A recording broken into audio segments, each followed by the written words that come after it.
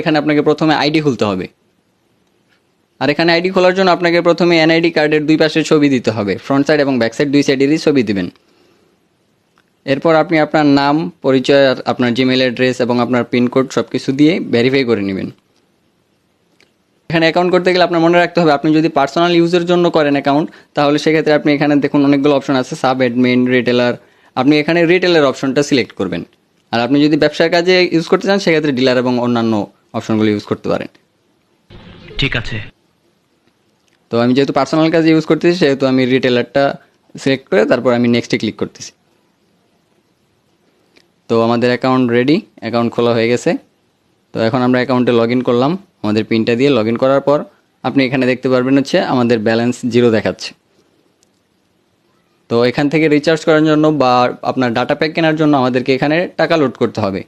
এখানে দেখতে পারবেন আপনি দুইটা অপশন আছে, একটা হচ্ছে মেইন ব্যালেন্স আর একটা হচ্ছে ড্রাইভ ব্যালেন্স। যদি আপনি ড্রাইভ প্যাকগুলো কিনতে চান সেক্ষেত্রে আপনাকে ড্রাইভ ব্যালেন্স লোড করতে হবে, আর যদি আপনি নর্মালি ফ্লেক্সি লোড করতে চান সেক্ষেত্রে আপনি মেইন ব্যালেন্সেই টাকা লোড করলে হবে। তো আমরা যেহেতু ফ্লেক্সি লোড করবো নর্মালি, সেক্ষেত্রে আমরা মেইন ব্যালেন্সটাই আমরা অ্যাড করে নিই। মেইন ব্যালেন্সটা অ্যাড করার জন্য আমরা এখানে অ্যাড ব্যালেন্সে ক্লিক করব। এরপর আপনারা এখানে দেখতে পারেন বিকাশ, নগদ এবং রকেটের 3টা নম্বর দেওয়া আছে। আমি যেহেতু নগদ ইউজ করব সেক্ষেত্রে আমি নগদ অপশনটা এখান থেকে আপনি নম্বরটাতে ক্লিক করবেন, দেখবেন আপনার নম্বরটা কপি হয়ে গেছে। নম্বরটা কপি করে নিয়ে আপনি চলে যাবেন আপনার নগদ অ্যাপসে। ধরেন আমি 50 টাকা হচ্ছে এখানে অ্যাড করব। তো নগদ অ্যাপসে চলে গিয়ে এখানে নম্বরটা পেস্ট করে দেবেন। পেস্ট করে তাদের এই নম্বরে সেন্ড মানি করে দিতে হবে। সেন্ড মানি করতেছি আমি 50 টাকা।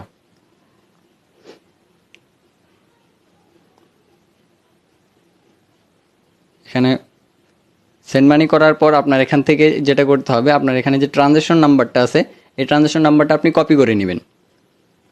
ট্রানজ্যাকশন নাম্বারটা কপি করে আমরা আবার চলে যাব আমাদের সেই অ্যাপসে, এবং এখানে দেখেন ট্রানজ্যাকশন আইডি যে অপশনটা আছে, এখানে আপনি সেই আপনার লেনদেনের যে ট্রানজ্যাকশন আইডিটা নগদের সেটা আপনি পেস্ট করে দেবেন। নিচে আপনার কত অ্যামাউন্ট ট্রানজ্যাকশন করেছেন সেটা লিখবেন, আর এর নিচে হচ্ছে আপনার অ্যাকাউন্টের যে পিনটা সেটা দিবেন। এরপর আপনি অ্যাড নাওতে ক্লিক করবেন, আর সাথে সাথে দেখবেন আমাদের ব্যালেন্সটা অ্যাড হয়ে গেছে।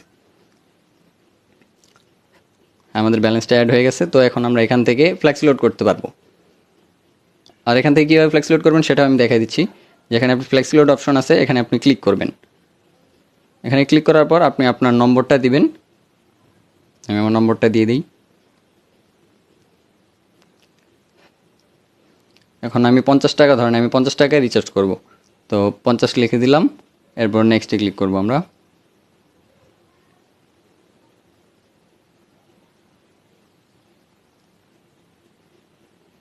তো এখানে আপনি আপনার অ্যাকাউন্টে যে পিনটা দিয়েছিলেন অ্যাকাউন্ট করার সময় সেই পিনটা দিতে হবে।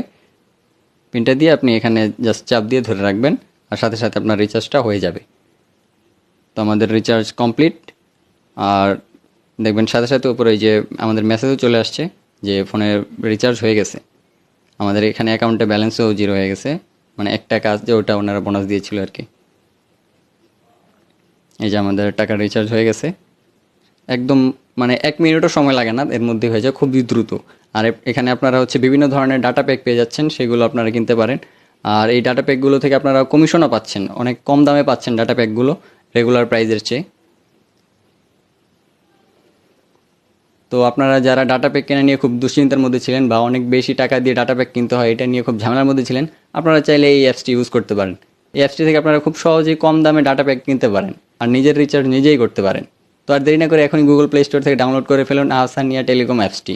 ধন্যবাদ সবাইকে। আসসালামু আলাইকুম।